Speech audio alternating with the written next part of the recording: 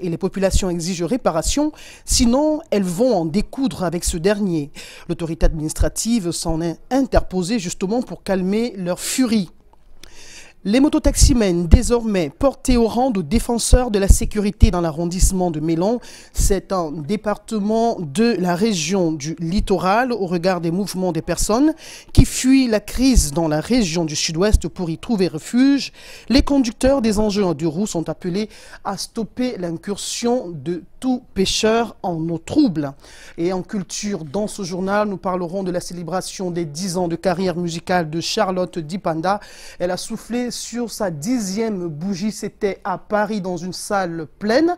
Les artistes sont venus en grand nombre soutenir la chanteuse prodigieuse du Cameroun. Et toujours en culture dans ce journal, nous reviendrons sur le parcours d'un autre chanteur, Henri Dikonga, qui aujourd'hui est une véritable référence. Quand on parle de chanteur à voix, eh bien désormais le parolier, son combat, c'est soutenir la jeune génération.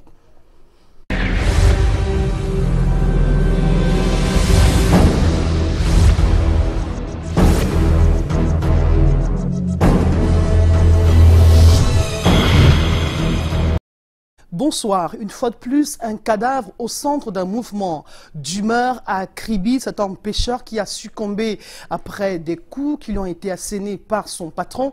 Eh bien, les populations ont décidé d'en découdre avec ce dernier. Les populations ont décidé de transporter la dépouille de Ndjejan au domicile de l'accusé. Fort heureusement, l'autorité administrative de Kribi Premier s'est interposée pour calmer la furie. Reportage signé Lille Piéjou, Moussa Takou et Yasser Trésor Tanon.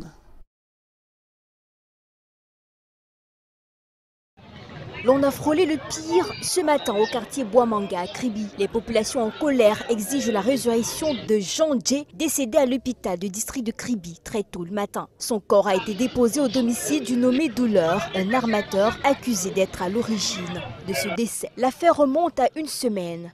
Jean Djé, pêcheur, travaille pour le compte de Douleur et son équipe. Tous sont allés comme à l'accoutumée à la pêche.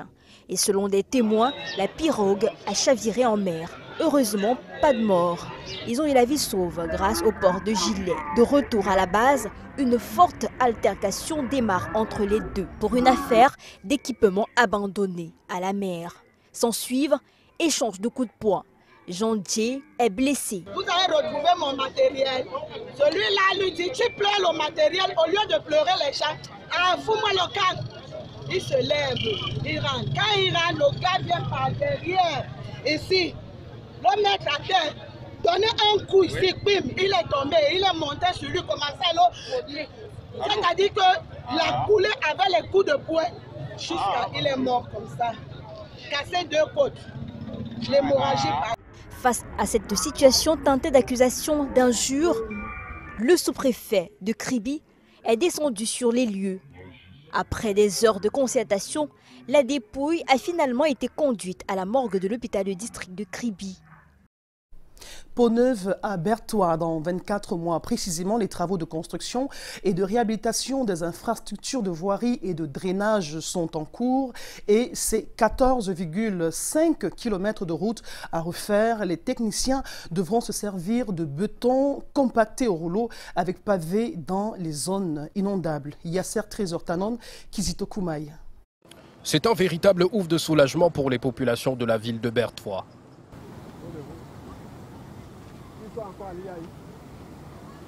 Les travaux de construction et de réhabilitation des infrastructures de voirie et drainage vont bon train. Action de joie, très grande joie même d'ailleurs, parce que voyez-vous, c'est un projet qui a été mis sur pied depuis très longtemps et aujourd'hui que le lancement soit officiel, ça ne peut raviver que cette joie qui était déjà pratiquement endormie. Pendant 24 mois, les populations de la ville devront faire face au vrombissement des moteurs d'engins lourds pour avoir au finish une cité capitale toute neuve. Je suis content, je suis heureux que ces travaux de construction de routes puissent commencer maintenant là. Parce que les populations de Berthois et de la région tout entière ont attendu trop longtemps. Ça fait plus d'1 an que ces populations attendent que nous en soyons à ces niveaux-là. Et donc, maintenant que nous sommes sûrs que nous allons commencer, nous sommes satisfaits. Les 14,5 km concernés par les travaux de construction et de réhabilitation de la voirie et du drainage de la ville seront faits en béton compacté au rouleau avec pavé dans des zones inondables. Aujourd'hui, avec l'entreprise et le bureau d'études. Et comme on vous l'a dit, la cérémonie d'aujourd'hui, effectivement, c'est celle de lancement des travaux de la voirie. Et je vous l'ai dit, il y avait déjà des travaux de services humains qu'on a fait.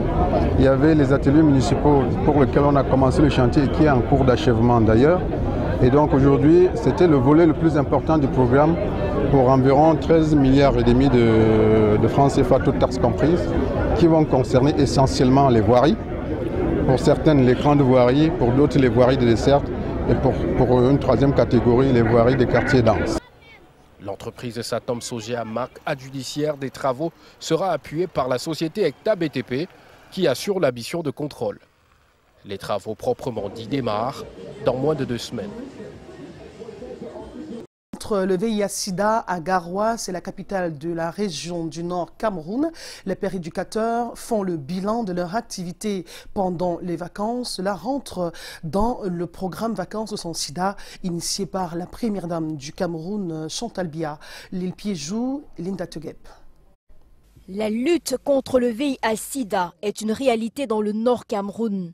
Pendant 3 semaines, les pères éducateurs ont sillonné tous les coins et recoins de la localité pour sensibiliser les jeunes sur la nécessité de s'abstenir ou encore d'utiliser les préservatifs avant tout rapport sexuel. C'est aussi plus aux préservatifs qu'aux sensibilisations. On a pu quand même surmonter. Certaines on donne, certaines, surtout les jeunes, on ne les donne pas les réseaux. On les conseille d'abstinence. Ce n'était pas la première fois de faire la sensibilisation. Je me suis déjà habituée à rencontrer des tas d'esprits de gens sur le terrain. Ça a été toujours un plaisir pour moi d'aider mes soeurs et mes frères qui ignorent. Les vacances sans sida, oui, je suis partie sur le terrain pour sensibiliser les jeunes comme moi. Et j'ai reçu le prix de Madame Chantal Biya qui m'a donné. Et je la remercie de tout cœur de ce cadeau merveilleux. L'opération baptisée Vacances sans Sida avait pour objectif d'informer, éduquer et sensibiliser la jeunesse, encourager le dépistage volontaire et le retrait des résultats. Très grande satisfaction quand vous voyez cet enthousiasme, cette euphorie qui anime les uns et les autres, et particulièrement les pères éducateurs.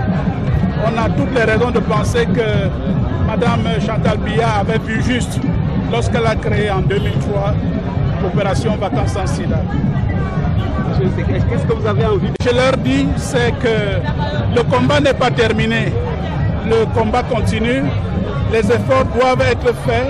Ceux qui ont eu le privilège de sensibiliser, d'être enseignés aujourd'hui sur les différentes techniques de sensibilisation et de prévention ne doivent pas baisser les bras. Les personnes dépistées séropositives seront orientées vers les structures de prise en charge. Cette édition était placée sous le thème « Génération Android, cliquons sur le dépistage du VIH ». Promotion de l'aquaculture dans le département du Kounki, région de l'Ouest Cameroun. Le ministre en charge de l'élevage, des industries, des pêches et des industries animales, le docteur Taïga, vient de se faire représenter à Banjoun par le sous-directeur en charge de l'aquaculture. Il est question de mobiliser les aquaculteurs à adhérer au nouveau projet qui consiste à les former et améliorer leurs revenus. Reportage de Joseph Choupeau et de Joseph Wapon. Le projet de promotion de l'entrepreneuriat aquacole s'enracine dans le département du Kounki. En termes de référence, ce département dispose depuis plus d'une décennie des promoteurs des étangs expérimentés, des fermiers pilotes et une plateforme créée pour la relance et la redynamisation de la filière agro-pastorale. Nous avions des promoteurs d'étangs qui ne savaient à qui s'adresser, comment faire pour avoir des alevins. C'était vraiment un peu difficile. Et nous savons qu'aujourd'hui, le Minepia a de nouveaux concepts qu'il a mis sur le marché pour permettre à la population rurale et particulièrement à la jeunesse d'élever du poisson. Les promoteurs des étangs et les fermiers sont venus de Bayangam, de Djebom et de Poumenia. Un peu plus d'une centaine, ce qui justifie leur attachement à ce projet. Il s'agit dans un premier temps de promouvoir un cadre organisationnel pour le développement de l'aquaculture. Ceci à travers l'élaboration d'un répertoire des acteurs de la filière aquacole et la préparation d'un plan de structure. Et puis, de trouver les gens aussi enthousiastes. Il est question donc de rendre compte à la hiérarchie dès notre retour à Yaoundé et pour programmer dans les prochains jours. Parce que le souhait, c'est commencer les formations la semaine prochaine. Moi, je pense que c'est déjà une bonne chose dans le cadre de l'auto-emploi jeune. Donc cela vient à point nommé. Le projet de promotion de l'entrepreneuriat aquacole, sous financement du gouvernement camerounais à travers le MINEPIA et le FIDA, contribue à l'amélioration des revenus des aquaculteurs camerounais. Le projet va bien prendre et j'espère que le ministre va comprendre l'argument de la population de Kunki et savoir qu'en investissant chez nous, ça ne pourra que rapporter. C'est donc un ouf de soulagement pour les populations du Konki qui n'attendent plus qu'une semaine pour prendre part à une formation pratique et théorique. Elle durera 3 jours. En éducation, 885 élèves de l'arrondissement de Ndom, dans le département de la Sanaga-Maritime, viennent d'être récompensés pour le travail abattu lors de l'année scolaire précédente. C'était à l'occasion de la 2e édition de l'excellence scolaire initiée dans cet arrondissement de la Sanaga-Maritime. Et cette initiative du comité de développement de Ndom a pour but justement de stimuler les enfants, les élèves à la bravoure pour devenir demain les élites du Cameroun en général et en particulier les élites de l'arrondissement de Ndom. Delphine Ténéfonkou et Bernard Tassé. Franck Kalantola, 12 ans, est le meilleur élève de l'arrondissement de Ndom dans la Sanaga-Maritime, région du littoral, au titre de l'année scolaire 2017-2018. Ses efforts sont ici récompensés. Je me sens bien encouragé pour être encore meilleur l'année prochaine. Ils sont 885 lauréats au total, issus de 28 écoles primaires et 11 écoles d'enseignement secondaire général et technique qui reçoivent ce 15 septembre des primes et des bourses. Content de recevoir ce prix. Merci Kodam. Depuis l'année passée, je suis toujours primée. Je vraiment merci à Kodam. La 2e édition de la journée de l'excellence bat son plein ici à la place des fêtes de Ndom. Cette initiative du comité de développement de l'arrondissement de Ndom vise une saine émulation des jeunes. Nos enfants, quand ils ont ça une fois, ceux qui n'ont pas eu, ils font des efforts pour arriver à ce niveau-là. Donc c'est une saine émulation. J'ai une joie pour le magistère que je suis, n'est-ce pas, de primer. Pour les élèves de l'école primaire, il faut avoir eu une moyenne de 15 sur 20. Et pour les élèves du secondaire, il faut avoir 12 sur 20. Bien évidemment, il y a les premiers de chaque spécialité. Et nous primons également tous les lauréats aux examens nationaux, c'est-à-dire au CEP, au BPC, au CAP, au probatoire, toutes les séries et au baccalauréat. Parents, enseignants et responsables d'établissements sont également félicités pour l'encadrement de ces élèves. L'autorité préfectorale croit au pouvoir de l'école et de l'éducation. Cette initiative ne peut être saluée que par le pouvoir public. Et nous voulons féliciter ces élites qui pensent à leurs jeunes frères et au devenir de notre pays. Sous ce climat de célébration de l'excellence scolaire, Patrick Madola, le sous-préfet, remet également des prix aux dignes fils de Ndom qui œuvrent pour son développement, notamment le maire Luc Bati et le président du CODAN, le professeur Dieudonné Pegniem, qui promet encore plus de cadeaux l'année prochaine lors de la 3e édition de l'excellence à Ndom. Delphine Ténéfonkou et Bernard Tassé, vous étiez également présents à la paroisse Marie Médiatrice d'Etoudi à Yaoundé, qui désormais est dotée d'une croix glorieuse. Elle a été hissée ce dimanche dans cette paroisse le temps d'une messe et à cette occasion, justement, les fidèles en ont profité pour prier pour la paix, l'unité au Cameroun et surtout que le Cameroun puisse organiser une présidentielle apaisée. Votre compte rendu. Les fidèles du sanctuaire Marie Médiatrice d'Etoudi à Yaoundé célèbrent la croix glorieuse désormais installée dans ce temple.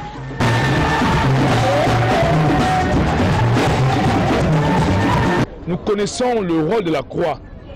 Sur la croix, non seulement Jésus sauve les hommes, sur la croix, non seulement Jésus écoute et accueille les souffrances des hommes, sur la croix aussi, Jésus continue à combattre. Donc, cette croix que nous venons d'hisser dans ce sanctuaire est le si fort d'un combat qui a commencé ce jour contre les forces du mal, contre les ennemis de nos familles, contre les ennemis de la prospérité, contre même les ennemis de notre nation, le Cameroun.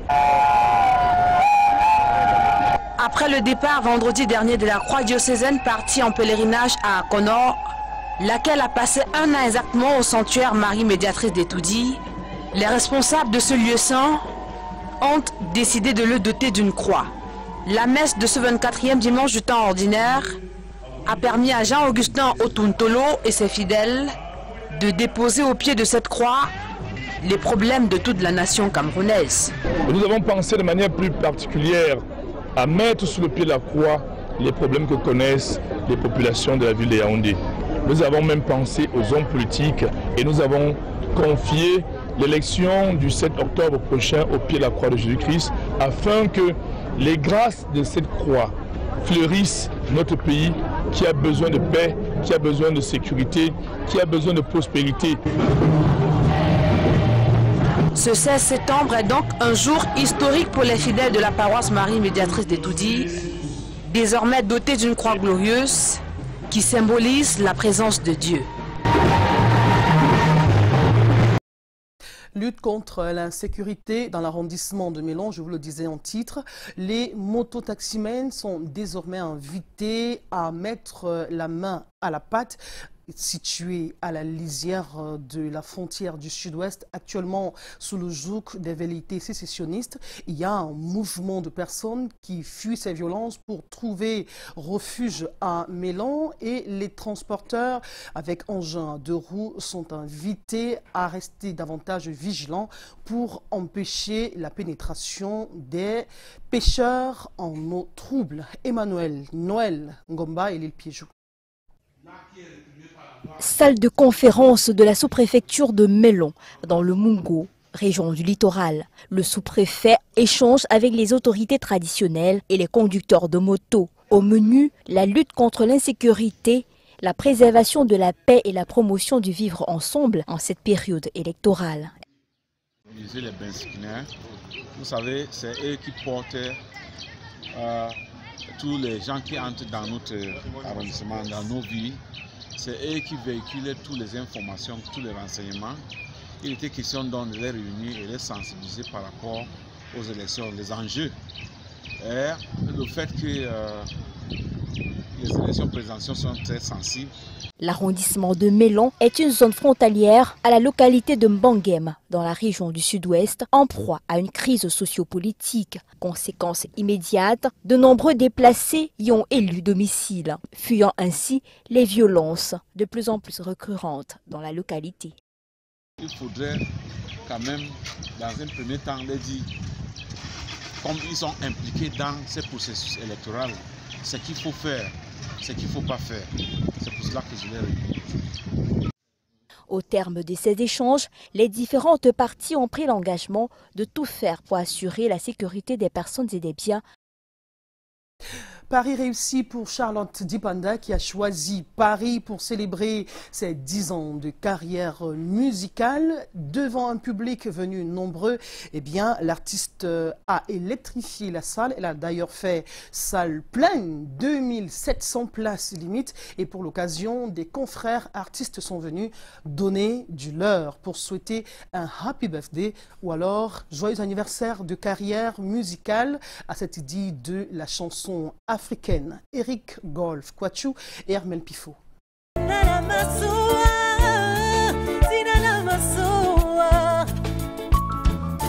C'est dans cette voix, à la fois séraphique et céleste, que Charlotte Dipanda fait son entrée dans cette salle aussi mythique que sa voix. Le Cinéma Rex, situé dans le 2e arrondissement de Paris, a vu de nombreux fans venir célébrer avec la diva 10 ans de carrière musicale ce samedi 15 septembre. Devant un public rêveur déjà conquis, Charlotte Dipanda a électrifié la salle.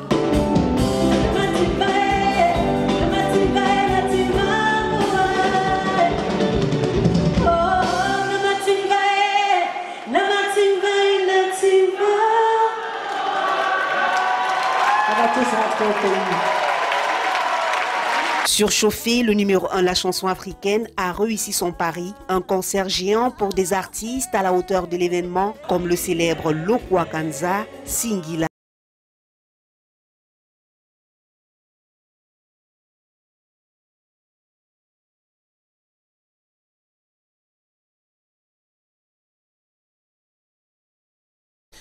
Eh bien, nous reviendrons plus en détail sur le concert de Charlotte Dipanda. Toujours en culture, nous parlons d'un autre chanteur à voix, un parolier. Eh bien, Henri Dikongué, désormais, se consacre à soutenir la jeune génération.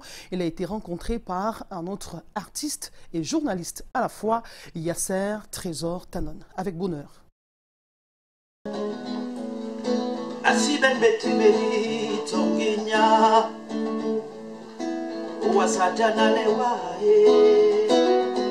Depuis 30 ans, Henri Dikongué, muni de sa guitare et sa voix, parcourt le monde et comme un conquistador prend d'assaut les cœurs des mélomanes.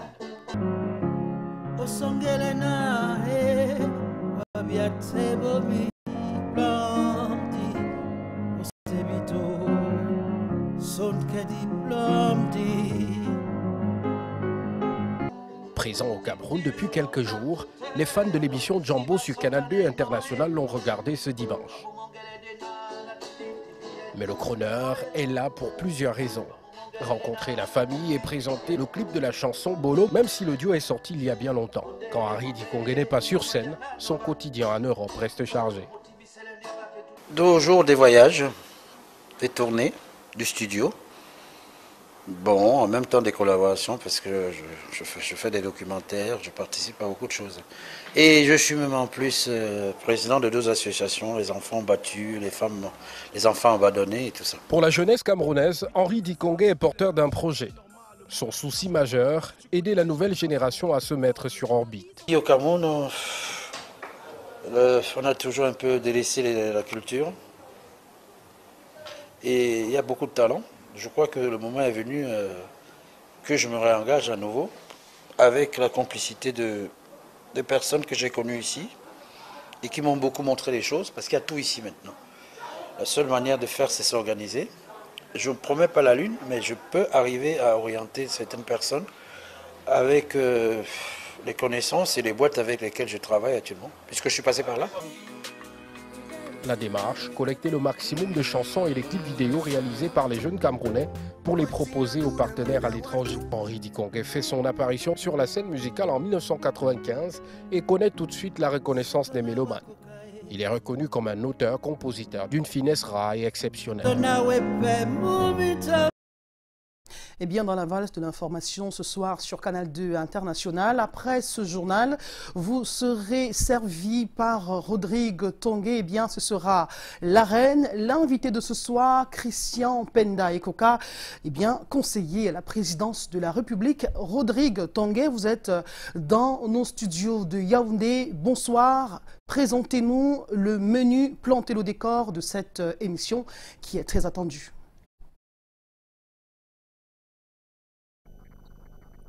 Et indiqué, notre invité ce soir, c'est Christian Penda Ekoka, conseiller technique à la présidence de la République, économiste. D'abord, il est consultant également, et consultant en économie. Et avec lui, nous allons faire le tour de son annonce, celle qui consiste à lancer le mouvement Agir, mais davantage revenir sur la rupture de banc qui est visible entre lui et l'establishment à Yaoundé, également peut-être parler de la présidentielle, puisque Christian Penda Ekoka a annoncé soutenir un candidat autre que Paul Biya, son patron. On espère pouvoir dégoter l'identité de ce candidat ce soir dans l'arène et nous allons parler d'économie, peut-être à un vol très très haut, parce que nous avons convié sur ce plateau Dieudonné Somba, économiste, pour croiser le verbe ou le faire avec notre invité principal. Voilà donc le menu Monique Naossi de l'arène. On se retrouve dans une dizaine de minutes. Dire à votre suite, Rodrigue Tonguek, c'est un rendez-vous qui s'annonce palpitant, comme c'est le cas tous les dimanches après le journal de 20h. Et à 22h ce soir, retrouvez Anani Rabier dans le cadre de l'émission La Tribune de l'Histoire. Mesdames, Messieurs, merci d'avoir regardé ce journal. Merci. Restez sur nos antennes. Je vous reviens dans quelques jours. Au revoir.